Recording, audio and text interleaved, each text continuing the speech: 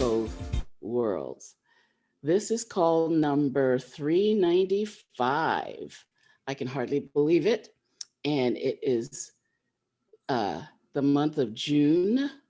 We're almost finishing the first half of the year 2000. I can hardly believe that. What else? We're talking about vitamin D today. And I have some awesome articles for you. I'm so glad that all of you are here. Oh my goodness, we've got Alaska in the house. Oh yeah. Hey. I was so happy to see you. We've got Adrian. See me? Is the camera working? No, just your name. I just saw your name come in. Okay. So, but I'm just so glad that you're here. And Adrian, so happy you're here. I always love the love. And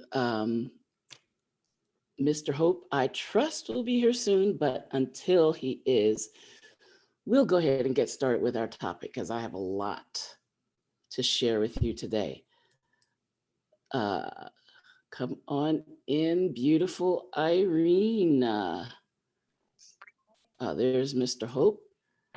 And Miss Irene from Delaware. I love it. And thank you for helping me today. That was my pleasure. Anytime. It worked. I don't know what happened. I don't know. All righty. So, Mr. Hope, I am going to confer upon the power of the co-host. Awesome. So, I've already kind of introduced you, Mr. Hope. Do you want to go first or do you want me to go first? We're talking. You go ahead first, Dr. Singletary. Okay. All right. So let us jump into our topic today. We're going to be talking about vitamin D, the sunshine vitamin. And I have 4 articles to share with you that I'm super excited about.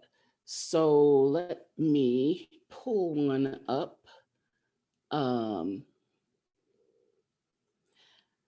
Let's start with PubMed.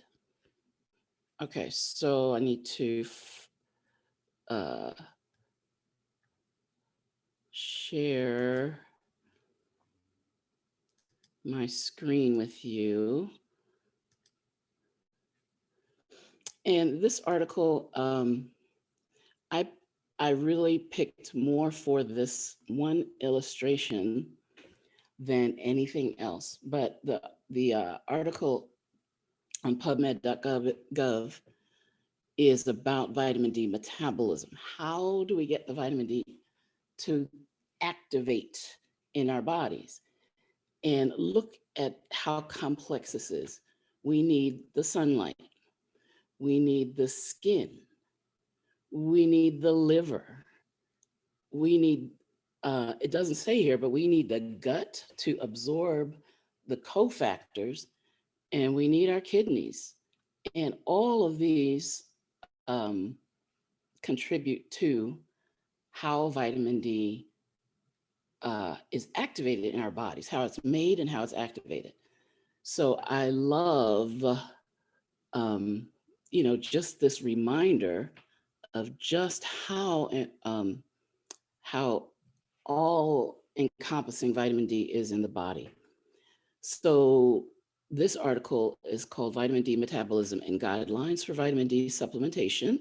It's in PubMed.gov, excuse me, at the National Library of Medicine, their online repository. And you can see here what I put in the search bar. I put in vitamin D metabolism, and then I put the word review, because I really like to use review articles on this call. That means that there have been multiple eyes on multiple studies. So we're not just looking at one study or one point of view, but really multiple points of view. So just a couple of sentences from this. Vitamin D is essential for bone health and is known to be involved in immunomodulation, so your immune system, and cell proliferation, that is cell making more cells. Vitamin D status remains a significant health issue worldwide.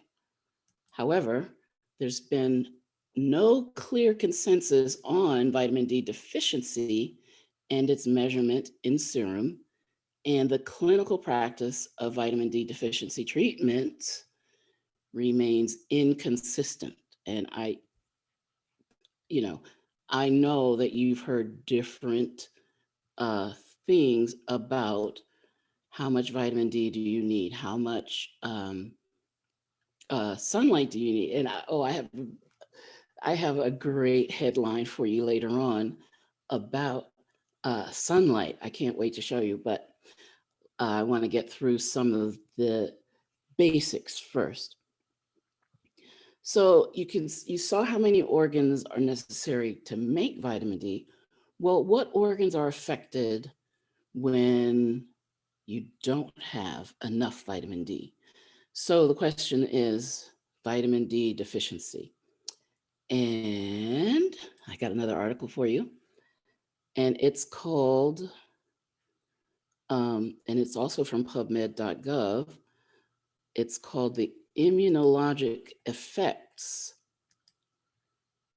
of Vitamin D. And let's take a look at this, because this one, this illustration that's in this article stunned me. And I've been studying vitamin D for decades, okay? But just to see the way they put it in this particular illustration, this is a summary. Okay, so the article is Immunological Effects of Vitamin D on Human Health and Disease. And again, the abstract, we know classically the vitamin D is responsible for regulation of calcium and phosphate metabolism, maintaining a healthy mineralized skeleton. It's also known as an immunomodulatory hormone. You might have heard that in some news reports about vitamin D, that it's a hormone. So what does that mean? It means it's crucial for cell-to-cell communication. And we'll skip the sciencey words. I want to go right to this illustration. And this, like I said, I hope you can see this. Mr. Hope, can you confirm? This illustration took my breath. Yeah, I can see it. Your slides are great, Dr. Singletary. Awesome, thank you so much. Okay, so this is vitamin D deficiency. What happens when you don't get enough? So what are the causes? We'll start here with the sunlight. You're not getting enough sunlight, right? You're too much sunscreen or sunblock. Melanin, remember, is a pigment.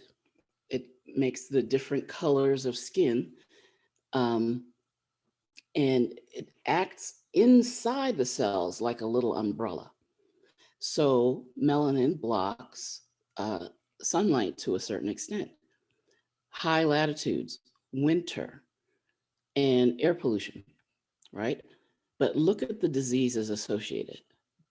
Brain diseases, neuropsychiatric diseases, not just physical diseases, quote unquote, but depressive diseases, infections, respiratory infections, COVID-19, sepsis, tuberculosis, cardiovascular diseases, hypertension, allergic diseases, asthma, wheezing disorders, urticaria, that's wheals on your skin, atopic dermatitis, autoimmune disease, there's a list, cancers, muscle pain, rickets, that's a classic vitamin D deficiency, but there's so much more, intestinal malabsorption, liver failure, renal failure, nephrotic syndrome, obesity, skin diseases, osteoarthritis. I mean, what system in the body is not affected by vitamin D. And also when we go over here, medications and supplements that affect it, right? Anti-epileptics, steroids, just amazing. Um, all of the systems of the body, and this isn't all, right? But if they wouldn't be able to fit them all on one illustration. But this just took my breath away to see all of the different categories of disease that result from vitamin D deficiency. So those two illustrations, thank you. I just wanted to share. And here's the main article that we'll consider today. And that is from Healthline. You know, I love me some healthline.com. And we're going to look at, and I recommend you get this article. And also remember that when you watch the replays of these videos, I'm putting these resources in the description box of each individual video. So you'll be able to get to this article yourself. But if you look at healthline.com, there's an article called Vitamin D 101, a detailed beginner's guide. Now, this was written on March 6, 2019. So that's a whole year before the worldwide pandemic. So unless they update it, which sometimes they do, they certainly have the technology to, this may not address what's going on in the world right now directly. However, here's the overview of vitamin D. Okay, so I love the first line because it's so true. Vitamin D is completely different than most other vitamins. In fact, it's a steroid hormone produced from, what is this? Cholesterol. Hello. We're taking all these statin drugs and all these anti-cholesterol, but you need cholesterol for vitamin D when you're, and for so many other for your hormone. I mean, cholesterol is so vilified and it's so necessary in the body. So it's produced from cholesterol when your skin is exposed to the sun. For this reason, vitamin D is also often referred to as the sunshine vitamin. However, sun exposure rarely produces adequate vitamin D, making it necessary to obtain it from supplements or your diet. Yet only a handful of foods contain significant amounts of this crucial vitamin, and deficiency is very common. In fact, around 41.6% of the US population is deficient. I had another number. I think there are 1 million, no, it's gotta be more than that. I'll have to find the other number, but the population worldwide that is deficient in vitamin D is staggering and increasing. What is vitamin D? It's a fat-soluble vitamin. So it dissolves in fats and oils, can be stored in your body for a long time. Two main forms, vitamin D3 and vitamin D2. D3 is found in some animal foods like fatty fish and egg yolks. D2 is found in some plants, mushrooms, and yeast. Of the two, D3 seems almost twice as effective at increasing blood levels of vitamin D as D2. So usually when you're supplementing, you're looking for vitamin D3. What does it do in your body? Oh my goodness. So it needs to undergo two conversion steps. First in your liver, we saw that picture, then in your kidneys. And you can dig into some of the other articles for the details if you want them. Sunshine is an effective way to get vitamin D. I'm smiling because I know the headline I'm going to bring you in a little bit. Vitamin D can be produced from cholesterol in your skin. Now remember, cholesterol is part of the cellular structure of every cell in your body. It's, oh my goodness. And I don't know, you remember when these ultra low fat diets were all the fad, and you go to maybe Whole Foods or someplace where people, I'm talking 10 years ago, 15 years ago, where people, who were in the know nutritionally would shop, and they looked kind of sick, and they weren't getting enough cholesterol. So I can't emphasize that enough. So here we go. Best food sources. Here's the vitamin D3 content of a few of the best food sources: cod liver oil, salmon, tuna canned in water, beef liver, eggs, particularly in the yolk, sardines. Let's see, what else do they show? That's all they're going to show. So although fatty fish like salmon, mackerel, swordfish, trout, tuna, and sardines are decent sources, you would have to eat them almost every day to get enough. The only excellent dietary source of vitamin D is fish liver oil, such as cod liver oil, which contains upward of 2 times the RDA of vitamin D in a single tablespoon. So look up here. The cod liver oil in 1 tablespoon, over 1,000 IUs of that's international units of vitamin D. The next highest was 1 serving of salmon, 3 ounces, with 447 IUs. Symptoms of deficiency, we just saw the chart. Amazing all over the body. Health benefits: reduced risk of osteoporosis. These are some, and all of these have studies behind them where these statistics originated. Better strength, cancer prevention, depression management. We talked about seasonal affective disorder on this call as well, that the effect that the winter months have on people when they're not getting enough sunlight, on their emotional status, not just their physical. A reduced risk of type 1 diabetes, improved mortality. How much should you take? So as we saw from the first article, the numbers are not hard and fast. There's not complete agreement. The RDA, recommended daily allowance, the RDA, only gives us the bare minimum to prevent serious disease. So let's see what the numbers say here. The only way you know if you're deficient and thus need to supplement is by having your blood levels measured. Well, we also heard in the previous article that they're not completely in agreement on the blood tests.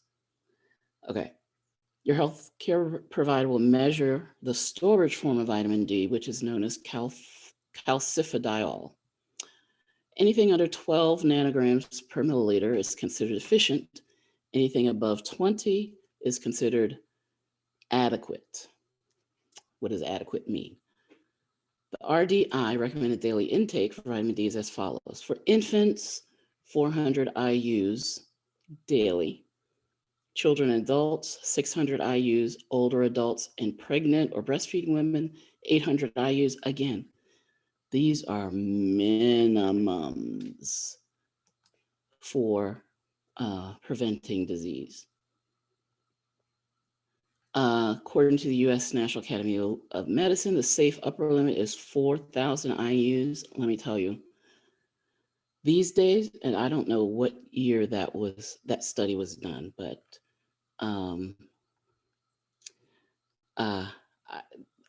these days, I think, and I've seen in print multiple times, that a minimum was 5,000 IUs, minimum.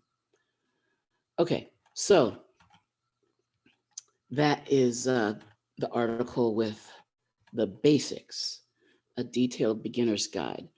So let me also share a more recent article. So this is a year later, just into the pandemic, the benefits of vitamin D. And this was really the title that caught my eye online was 3 surprising benefits of vitamin D. So number one, it fights disease. We shouldn't be surprised by that right now, right? Number two, it reduces depression. And number three, vitamin D boosts weight loss.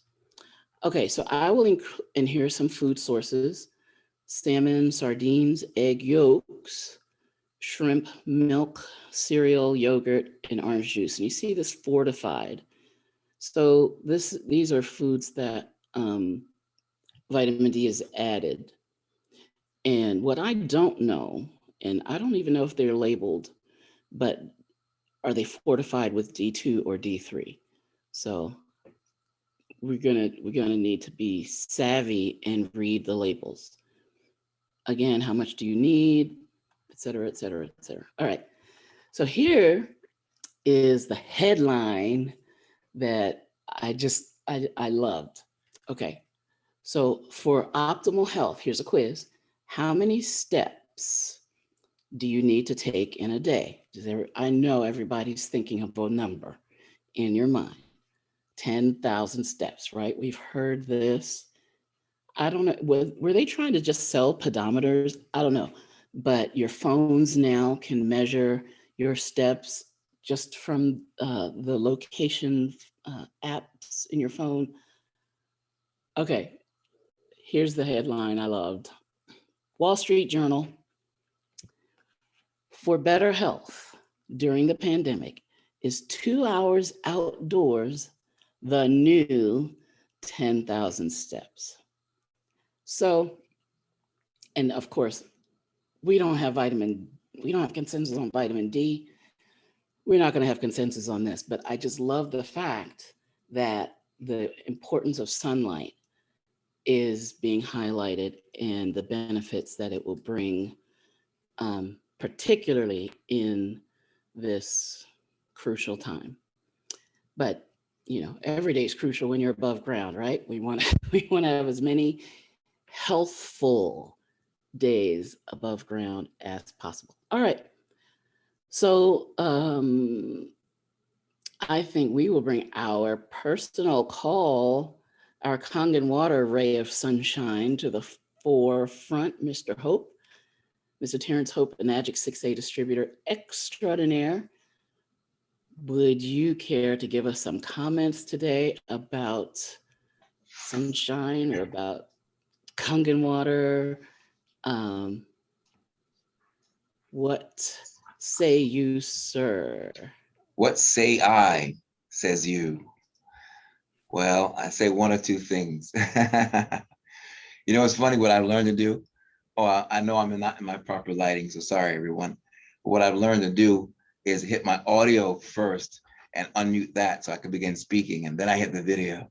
So I know that I will be muted because I know backwards I, been muted a few times, but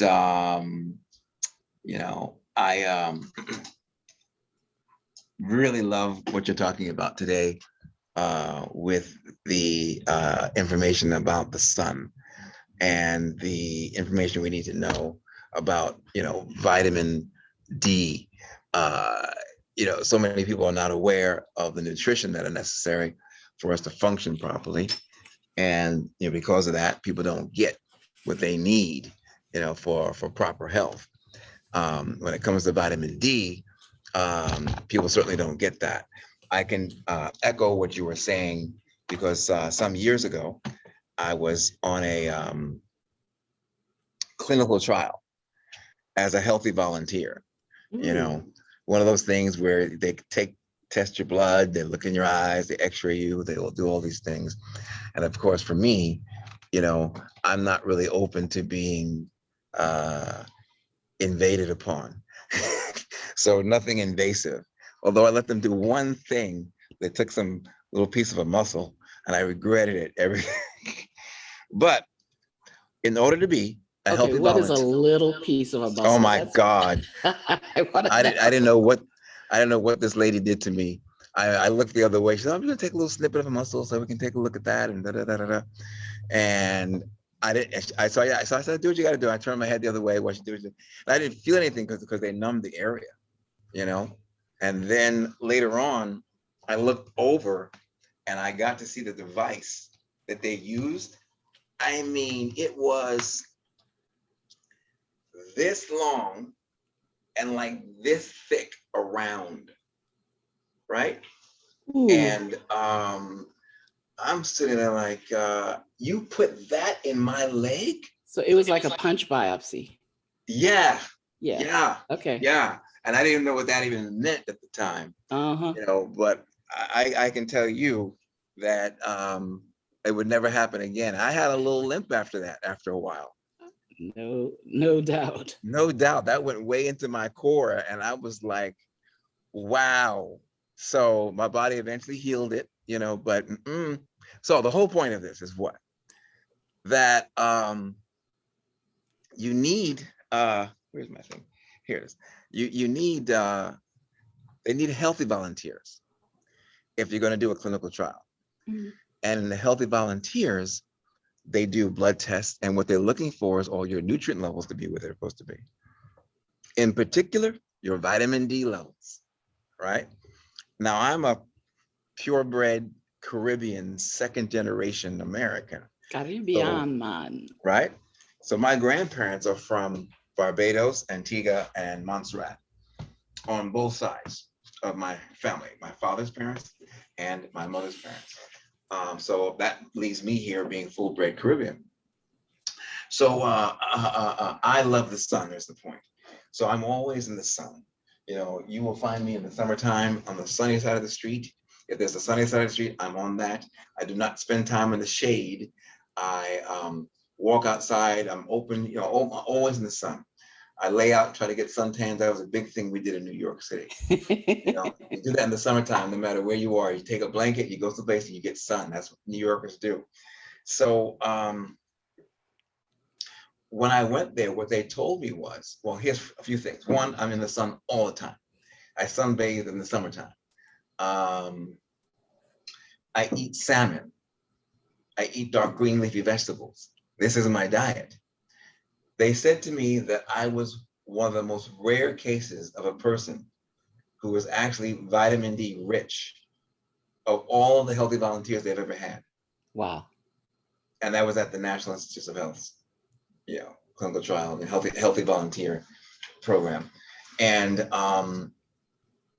then they said, well, what we tell people to do if their vitamin D level is not where it needs to be, they cannot be considered a healthy volunteer. Therefore, they cannot participate unless they do a few things. Number one, they have to go out and spend time. Number one was, they said, so what we tell them to do was what they told me. You have to spend time, number one, in the sun.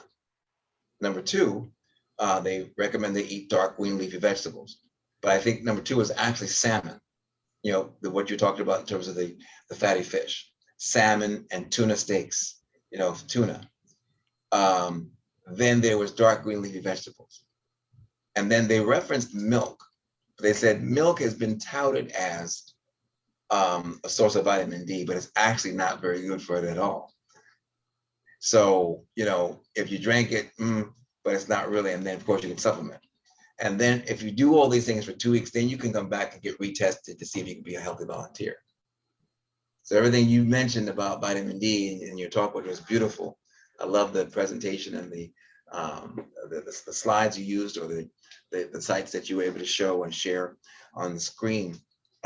We gave all the information that as well they talked about, you know, there. And then years ago, I was actually one of the health consultants for the actor and comedian and civil rights activist Dick Gregory.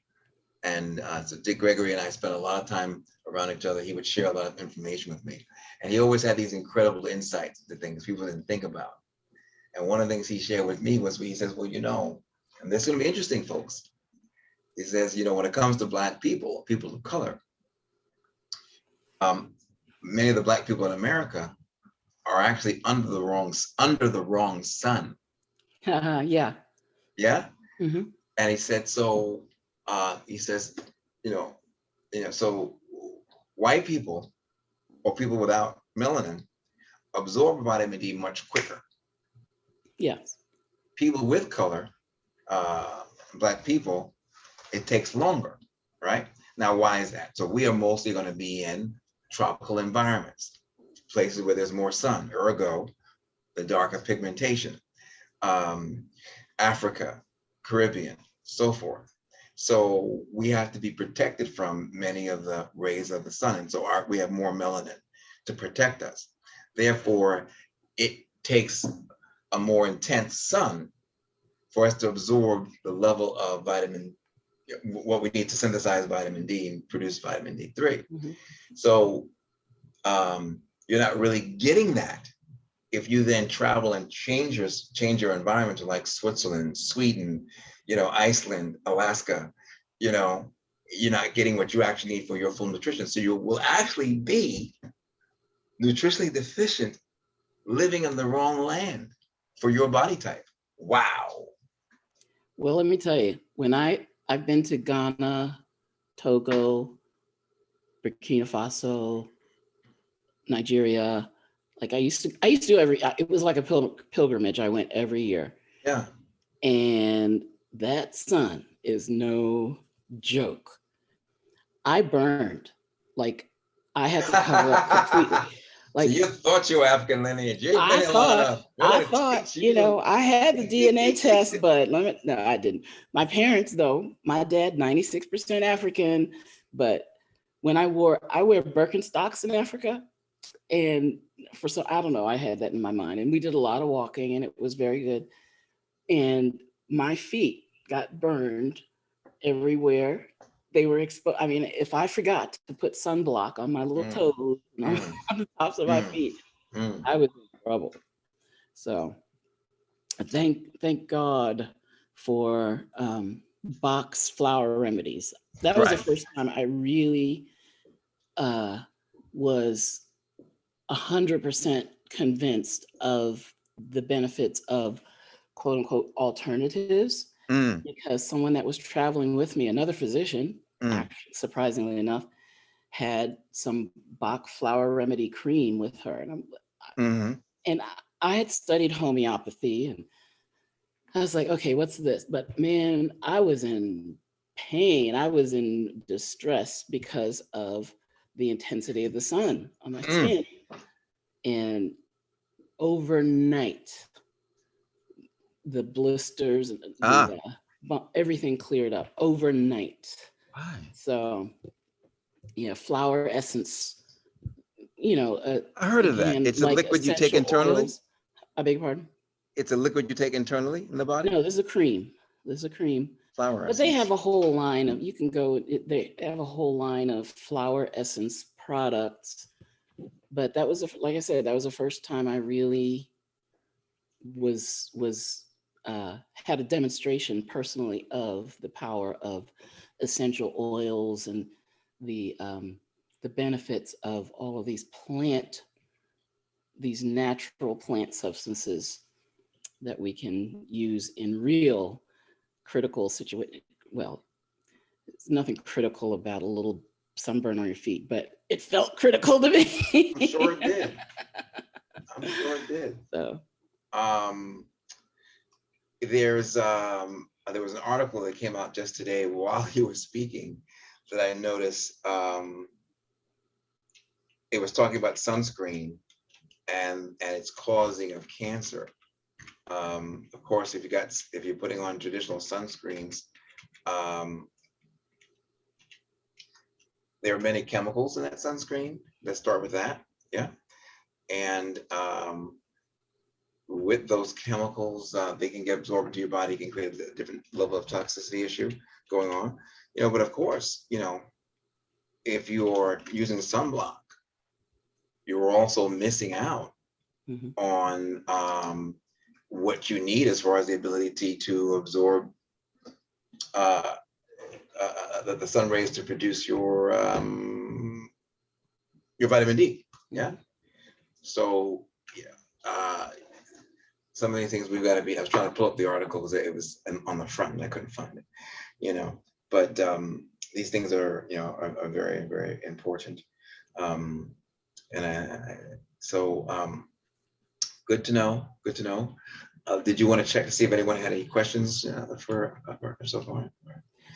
I did have, I was able to find a couple of numbers. We said 48, so almost 50% probably by now, maybe more since the lockdowns, of Americans are vitamin D deficient. This article in Nature says that about 40% of Europeans are vitamin D deficient, 13% are severely deficient. And I can't find that number right now, but I believe this was in nature.com, the European Journal of Clinical Nutrition um, was the original source. But I think the number is a billion worldwide. People Oh yeah, it would certainly be so. vitamin D It deficient. would certainly be so. And then of course, certainly after the lockdowns, I mean, I think it'll be more, right? yeah, yeah, yeah. And then certainly after the lockdowns, I mean, last summer, I remember I was out and about, and I don't know if someone's trying to raise their hand, you know, Yeah.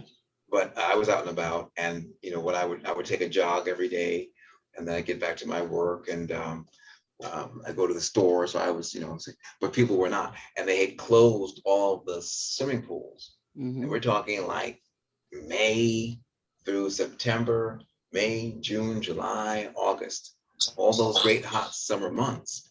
And all the swimming pools were filled with water, and you could drive past them. They look beautiful, glistening, but nobody there, no children playing, nobody laying out on the sides, none of that going on. So you have an entire nation, period, that right now is definitively vitamin D deficient, because they didn't get it last year, and this is now the first 2 days of June. So people have not had the opportunity yet to really take advantage of them. It hasn't been that warm consistently in the Right. northeast of the United States for people to say, okay, I'm going to go outside. So severe vitamin D deficiency. As a matter of fact, I would conjecture that the immune system of the entire U.S. population is depressed because of that. So they're actually in a much more dangerous position right now to any sort of virus or any kind of. I can't argue with that logic. Huh, huh. And then of course, when it comes to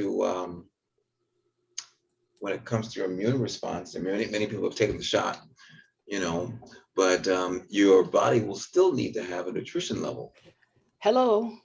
in order for there to be a response. The whole idea of a shot is to have the ability for your body to put up an immune response.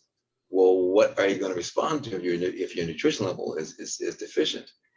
The And you can't bone say, marrow, your bone, when you say health from the surface of the skin to the depths of the bone, you are saying so much, mhm, because just what you said, your immune system, 70% of it is in your gut, but I would say a good 20% of the rest is in your bone marrow, mm. because that's where your red cells and white cells and platelets are being produced. So And so if the bone marrow is somehow deficient, and so what does the bone marrow require to be strong? 90 essential nutrients. And the sun. So without the full nutrition, the bone marrow is not going to be able to be part of that strengthening of your immune system. Right. So, your body will rob Peter to pay Paul, right? So if it's got to mount a defense against something, but it's deficient in some area, it's going to pull what it can, but then something else will suffer. So Edwina had her hand up. Yes, My I love. did. Yes, I have been taking the vitamin D for a long time now. And also my son takes it, vitamin D, and he is 45. Will I ever be able to get off of it? Or the doctor, well, Wait, no. wait a minute. The Dr. doctor Singleton, never talk about it. Let me. Like when I go back to get my blood work done, she never say anything about it anymore. So I'm just wondering. Can I do it first? Or is it Simon? It's Simon. And let me do it first. So your question was, you've been vitamin D deficient. Yeah. The doctor has told you that you have to take this, and your question is, will you ever be able to get off of it? Yes. Okay, here's two answers. Okay. You know, we talk about this water that we say is Kangen water. It's so great, right?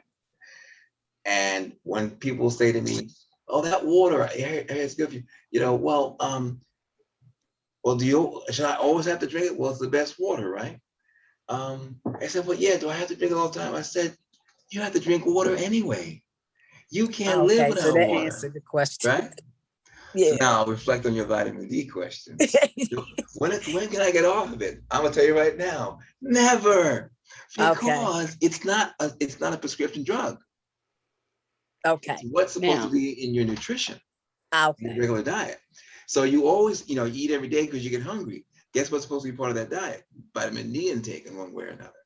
Vitamin A, vitamin C, vitamin K, B12, probiotics, enzymes, minerals.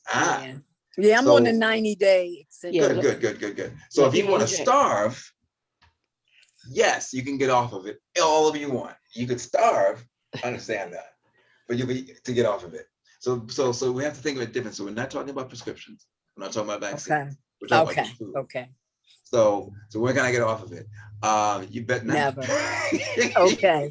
Now And here's the other part. If it was in your food supply in rich form, you would get it from your regular foods. But we talked about our produce here is mineral deficient, so you don't really have it there. And a lot of people don't really go outside. They spend time in the car, in the office, in the house, in the store, and they're always inside, and they don't spend time outside. So therefore, you don't get your vitamin D. So your vitamin D is a part of your food substance, and if you get that from the natural sources, you're good. If you're not getting it from the natural sources, then you're supplementing.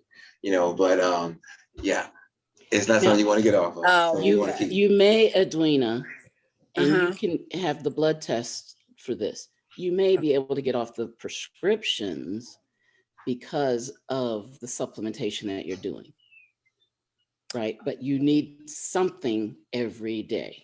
Food. Okay. Substance. I got you. Nutrition. Okay. Yeah, I need to work on getting off of the medicines that I take. Wow. Exactly. The blood pressure medicine, the cholesterol medicine. Right. What is that? The reflux medicine. Yeah. It's just killing me. Well, your body is self-healing once again. So if you're doing all the things nutritionally and you've got your detox going on, what you want to do is have the doctors observe you over a period of time. Because in theory, what we're talking about, you should be becoming more normalized in all your health function. You go outside, take walks in the sun, eat your food, take your supplements, drink your water, detox, hydrate, nourish. And reading your vitals over a period of time, a doctor should be seeing an improvement if you are consistent in your nutrition intake and your detox. And when they see the improvement, they should be saying, oh, okay, you look much better, Adriana. I think we can take this off. We take that down. At some point, they might say, okay, maybe you can come off of this, or you might have to say, do I need this anymore? Okay. They're not even thinking about. No, all they want to do is write the prescription. Right. So you might say, do I really need this anymore? Because your weight, you're losing weight. Too much weight. It's not too much weight. You're making so many positive changes in your life. You're changing your diet, you're changing your nutrition intake, they're not going to know. I mean, they don't understand it, first of all. And they're not thinking about I mean, they're going to take credit for it, basically. They're going to say, oh, you listened to what I said. So good girl. No, because I didn't lose any weight until I met you. When I met you and you started me with the nutrients and things, and that's when I started losing the weight. And that was September the 15th was the last day when I ate wrong. And you called me that week. Dr. Lisa called me that week and helped me from that day to right now, still helping me with getting myself back to normal. Thank you. And I want to thank you. So we're going to keep it up. I'm still here for you. I just need to get myself together and try to get the water. I need that water. I know I need it because when I was getting it from you, it helped. I know that helped me too. I gotta get myself together so I'm able to buy the water. You need a machine is what you mean. That's what she's saying. Yeah. You know what? Let's talk, you and I and Dr. Singletary, since she's been helping you after the call. And let me see if I can find a way that creatively that might make it easier for you to get one. I think we can figure something out for you. Yeah, because I can't, it's just costing me too much. I'm trying to do other things to get them out the way because I have been sick for a while. And I need that water. I know I need it. There's some creative ways we can make it happen. So let's get on the phone, you and I and Dr. Singletary after the call, and we'll make it so. Okay. All right. Thank you, Edwina. Thank you. Good to know. All right. I don't see any more hands up. You can put your hands up, jump in. Now, I thought someone might jump in.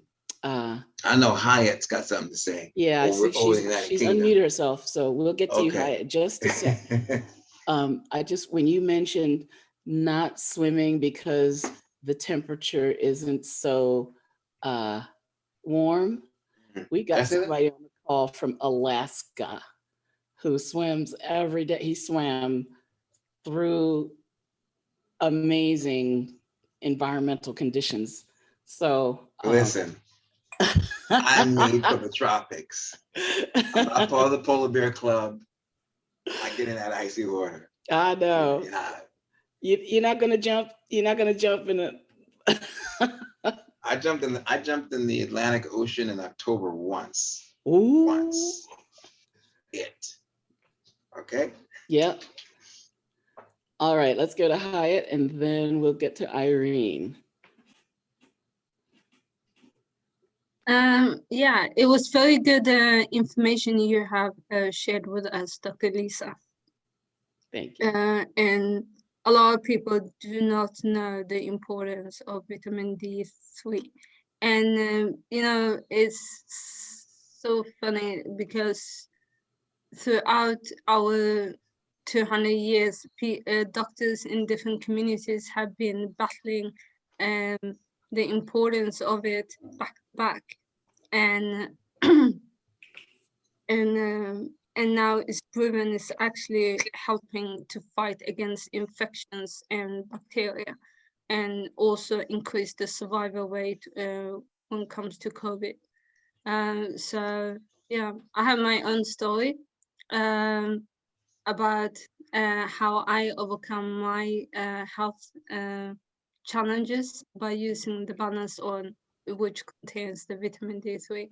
So, and surprisingly, I saw 10 different doctors in the course of 2 months. None of them was able to help me. And I was suffering from internal bleeding, physical pain. I couldn't eat, I couldn't drink, and in the end, there were no way out than to do a surgery. But now they discovered I have abnormalities in my womb. So it's been discussion whether to do a surgical intervention to remove it or not. But I decided I do not want to go through that. So I'm trying to find other methods. So yeah, it's sad and it's tragic that so many years doctors devote their time, energy, and resources to educate themselves, and then in the end, when a patient come into them, they are unable to generally help them. So yeah. And the approach where doctors in some parts of the UK, I know for a fact, prescribing antibiotics without even waiting for the test to come back. And that needs to stop. That is like exit to death, basically. Yeah. Yep. It's the same thing when I went to Africa, you know, anything that happened, you go to the hospital, you go to the clinic where you got malaria medicine.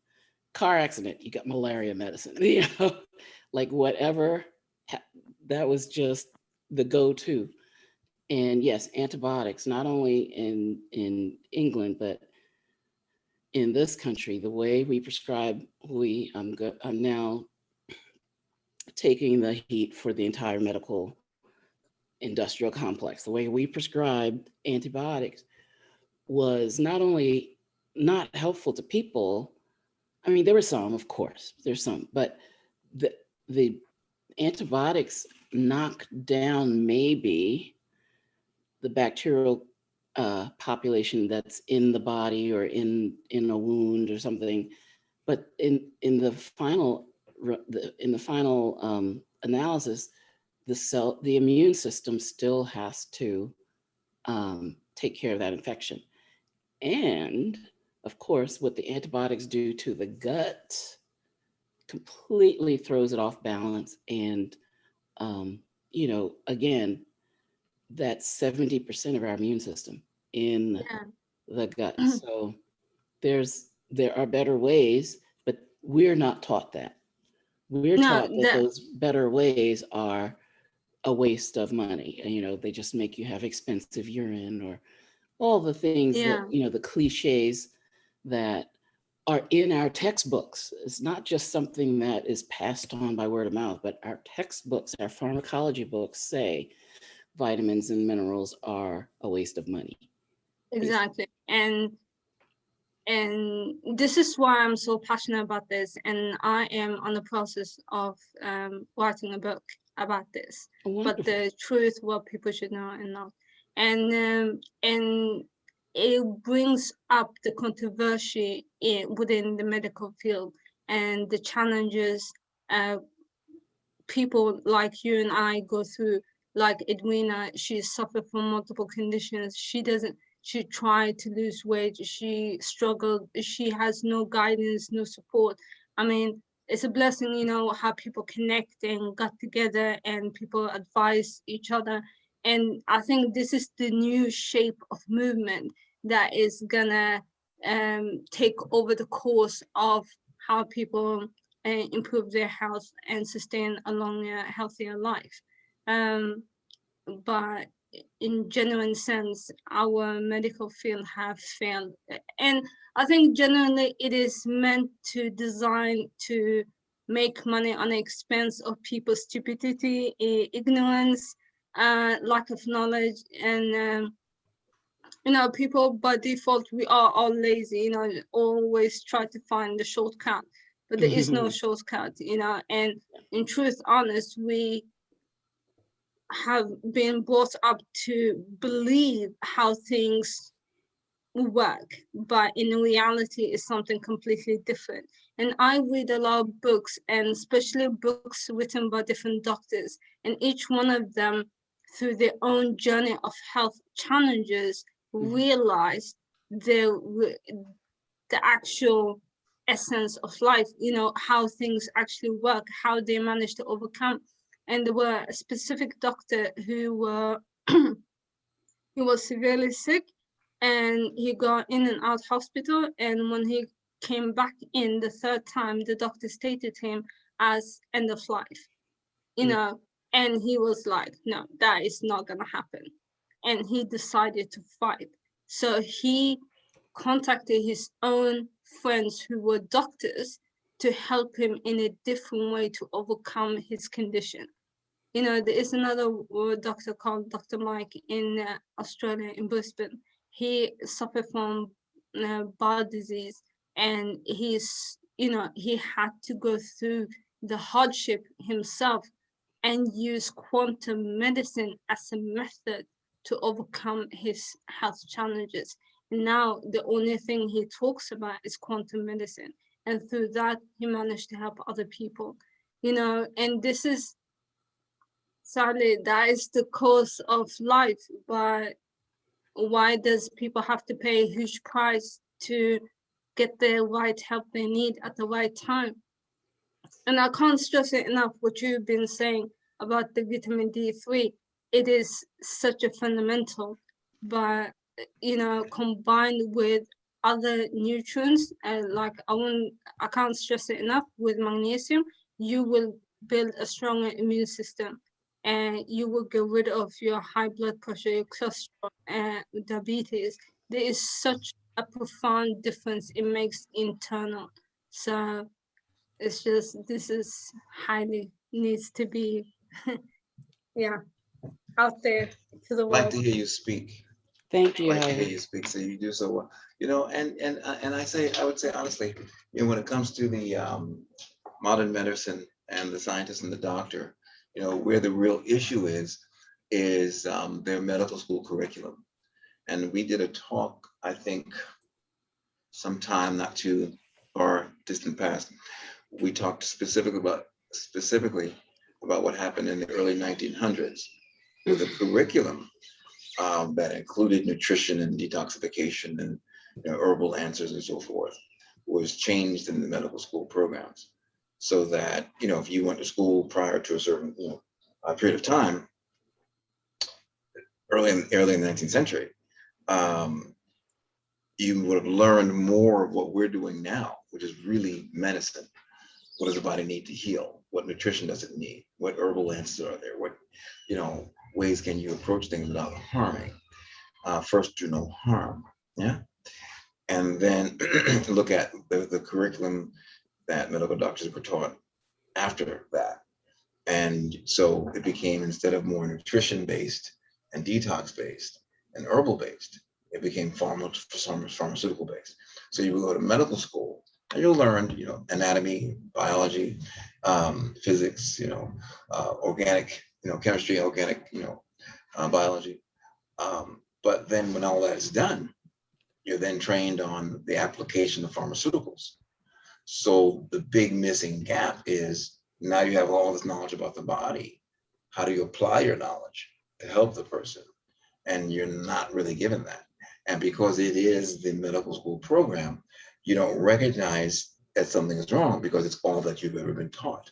It's all that you know. And you go forth and work. And you might not even notice until maybe 30 years into your career that, well, nothing really went well, you know, over the course of time. And then you might make an assessment, you know, like, okay, well, maybe this could have been done better, you know. And there's a whole other narrative that goes on at that point as well. You know, do you then sidestep what you've been doing as far as pharmaceuticals, and now do something different, and you have to now get trained in that as well? Do you learn that there's a better way to do things and compromise what your colleagues are doing because they're doing something different? And you know, and then of course there's a whole demonization of the basics of the human health, the demonization of understanding about nutrition, detoxification, and even herbal approaches. And once that's demonized, a person who is trained in our 20th century, 21st century medical system can't really see outside of the paradigm that they've been trained in. That's what they know. They've gone to the best schools. They've been trained under the best mentors. Everything is supposed to be great. How can there be anything outside of what they've learned? And then they might find out later on that there is, you know, and then that becomes a bit of a, I think probably a culture shock for most of them, you know. So it's not so much as easy as they're training themselves or not. They're being trained, and the curriculum has to be changed to give them what they need to make them more effective, and let them be more fulfilled in their work. I do want to say, though, that the tide is shifting slowly.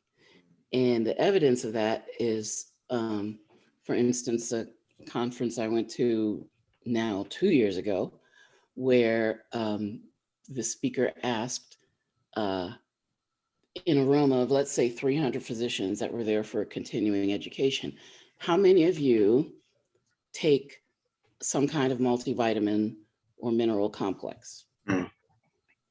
85+% of hands went up. Yeah, I mean, that's conservative. 85% of hands went up. How many of you prescribe or instruct your patients to take minerals or nutrition, multivitamin mineral complexes? You could count on one hand how many hands went up. So the doctors are doing it. So we're and like you have said many times, Mr. Hope, the research is there. It's just not reaching the bedside.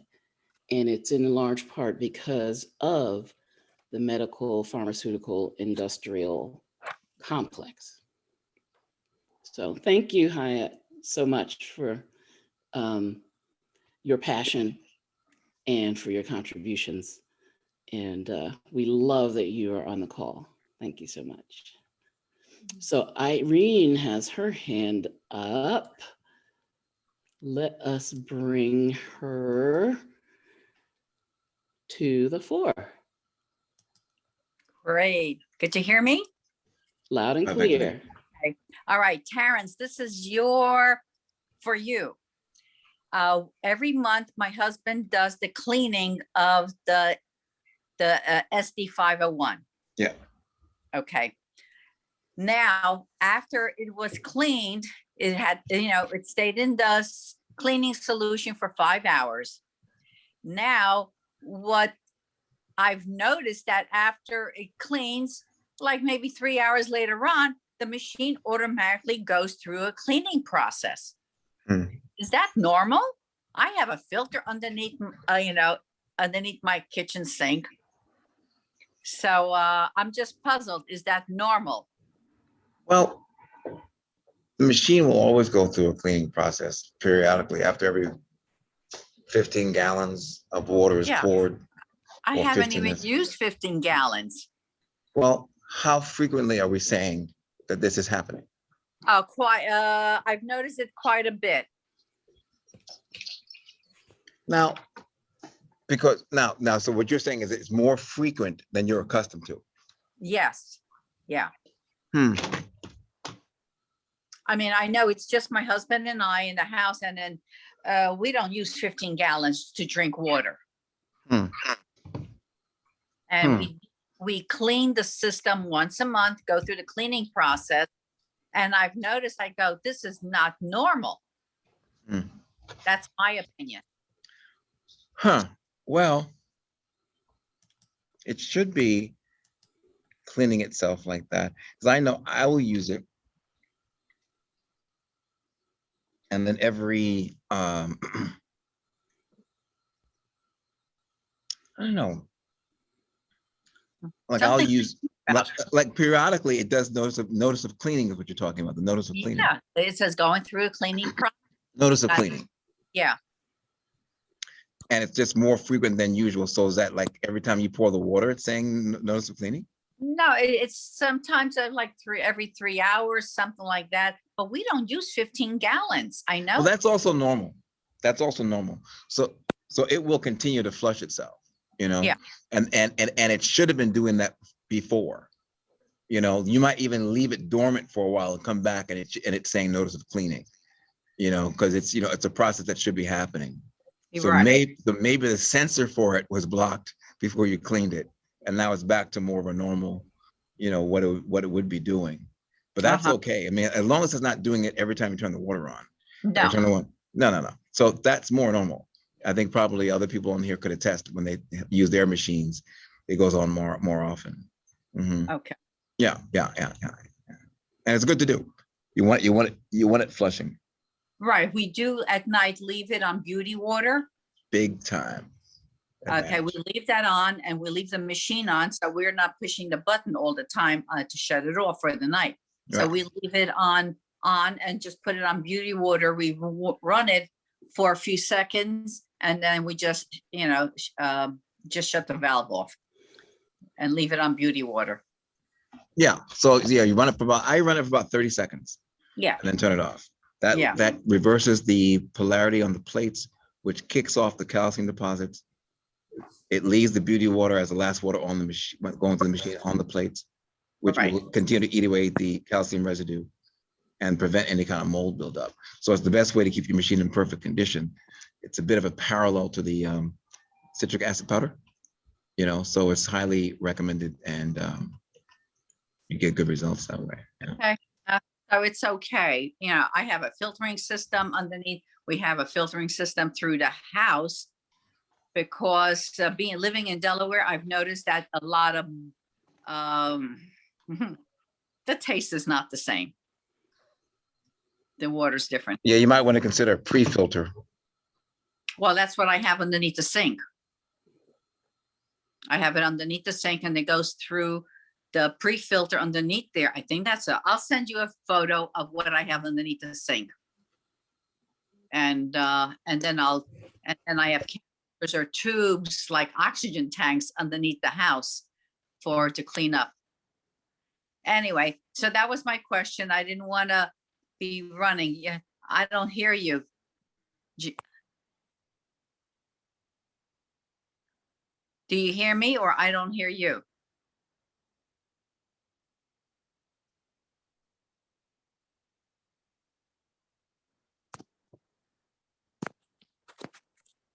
I think we might have lost Mr. Hope.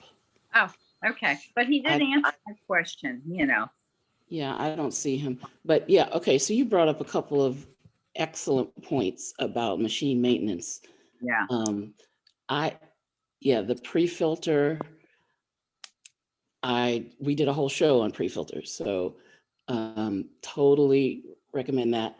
And leaving the beauty water at night. Now, myself, I put it on beauty water every time I use it. Really? Yeah, I do. But that's just me, but what he said at night, run it for 30 seconds on beauty water. Excellent. And then doing your routine cleaning. So, he's the water man. So I've had my machine for over 10 years. That was my birthday present to myself. awesome. Yeah. Awesome. I do ever sent it in for Yes. a deep clean? Yes, I do go into New York. I've done it quite a few times already. Awesome. Yeah. And I do have a question. Could we learn how to read not an EMF, the probe to test your water? The ORP meter? ORP meter, yes. Yes, definitely. My ORP meter. And how do you do it? How do you clean it when you're running and testing your own water? Yeah. Okay. I have a video on it because I have no clue how to do it, but I will do it. No, that's awesome. We will. Yeah. We will do that. He will do that. We will get him to do that. Sounds good. It's on my list. It's on the parking lot list. So things that we're going to do a call on. Absolutely. All right. Great. Thank you. Thank you. Love you. Love you too. All righty. So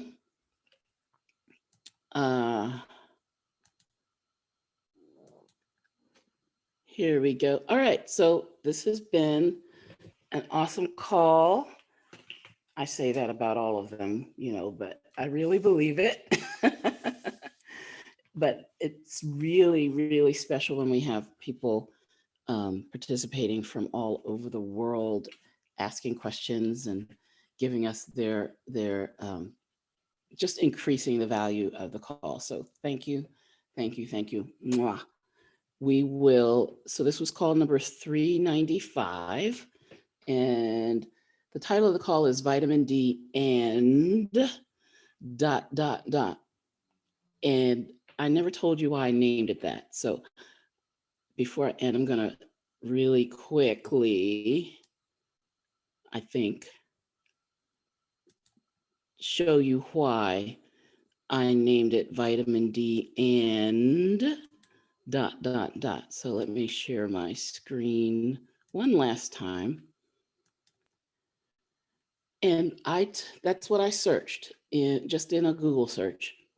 I did vitamin D and look at what came up. Vitamin D and calcium, vitamin D and depression, vitamin D and fertility, vitamin D and hair loss, magnesium, K2, weight loss, sleep, testosterone, anxiety, thyroid, cholesterol, energy, kidney stones, blood pressure, and so much more. So call number 395, marching to 400, vitamin D and ... Okay, so those of you who want to see this on a replay, or those of you who didn't get weren't on with us live, the replays are on YouTube at Kangen Water Radio. We have a channel there. And when you do go to the replays, well, first of all, thanks for doing that. But please, you know all the things. Like us, love us, subscribe, comment, all the things, please. That will really help us. Also, you can put requests for future topics, and we will take a look at the comments that you leave there. Also, I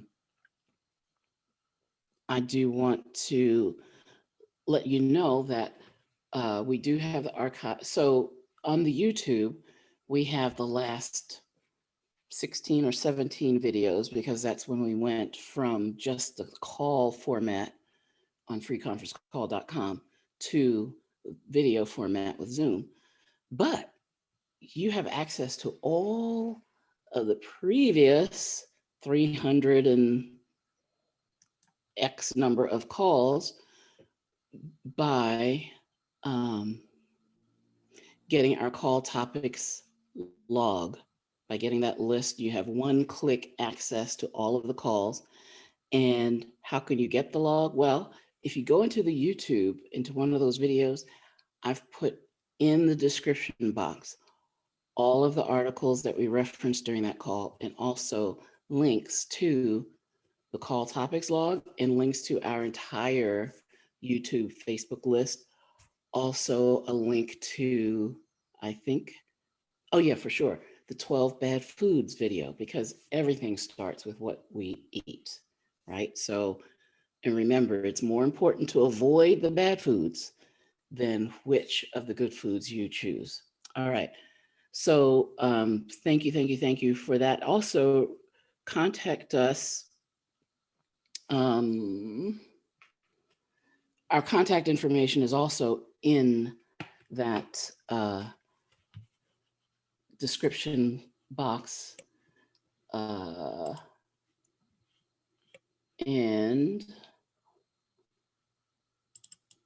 I just want to let you know that you can contact us at kwnation7@gmail.com. All of that's there in the box.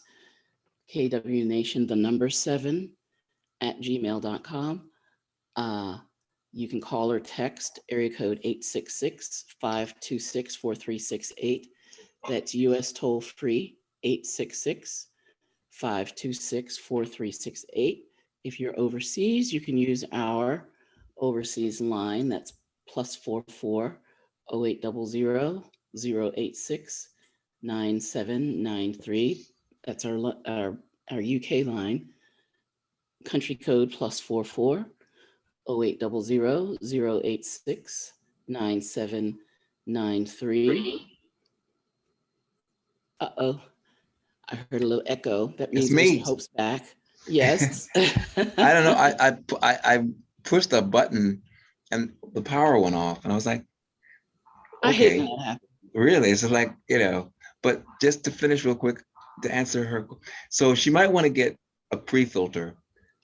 She has a pre-filter on the whole house, as well as one under the sink. Well, if the water still tastes bad, then I recommend another one. Go over to ionfaucet.com. They've got great pre-filters, and get one of their odor removing pre-filters that she could put right at the side of the machine. I recommend these pre-filters for any kind of Kangen machine. And but that would help with that situation. So good that she has pre-filters though. Yeah. So, and I didn't catch, and maybe we can ask her, or we can ask her when we talk with her later, but I wasn't sure she was saying the water still tastes bad with the pre-filters. I thought she was saying that just the natural Just Delaware in water. general. Delaware. Hmm. Okay, but what you did not hear while you were gone, Mr. Hope, is It's her away. request. Actually, it's her second request that she's made on a live call, that you give us a master class on the ORP meter, That's hot. setting it up, reading it, maintaining it, how do you clean it, etc., etc., etc. Coolness. So I have promised her that You did you? will do this, because I know. I mean, you had the same reaction before. You said that's hot, and so we're gonna make that happen, right? Sure. All right. Maybe we'll do it for the Saturday class. Saturday I call. think that would be excellent for There we have Saturday. it. All right. Outstanding. Saturday with ORP. All right. Meanwhile, if I contact you, you should be getting information from me both by text and by email.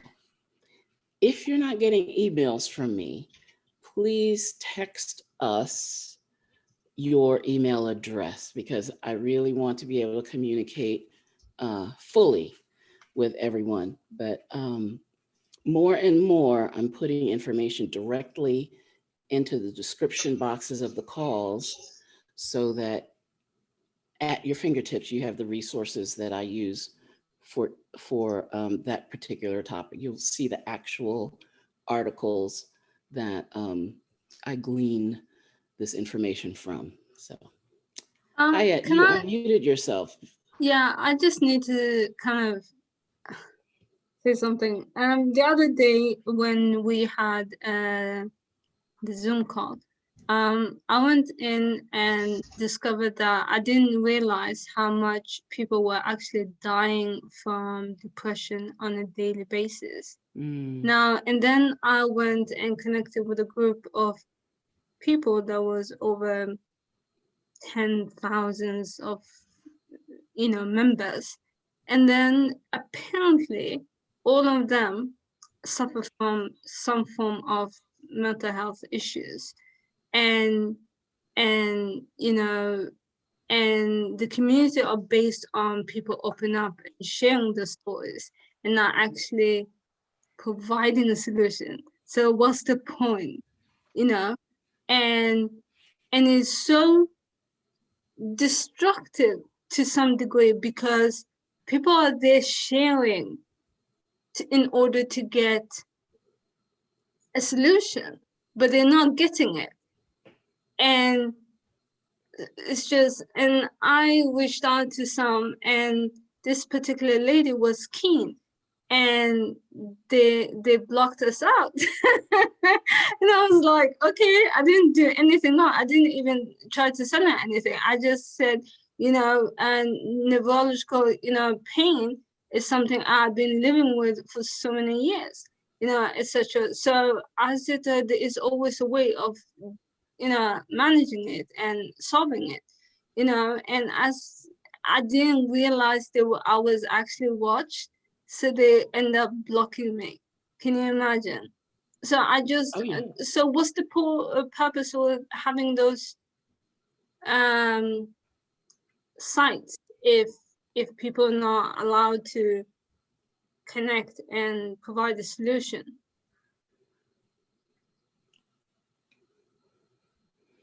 Follow the dollars, follow the money. I've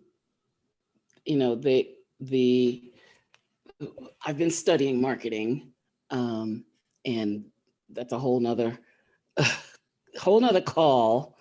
But to create influence, to have reach, is the currency of social media, not necessarily to solve the problem.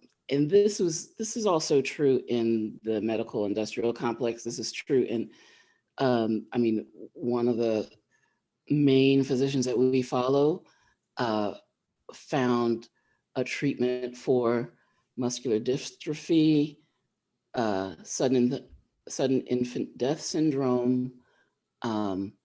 He found non-human cases of cystic fibrosis. And he took this information, particularly the muscular dystrophy cases, he took the case studies to Jerry Lewis when, back, 15 years ago, when he was doing the telethon to raise money for muscular dystrophy.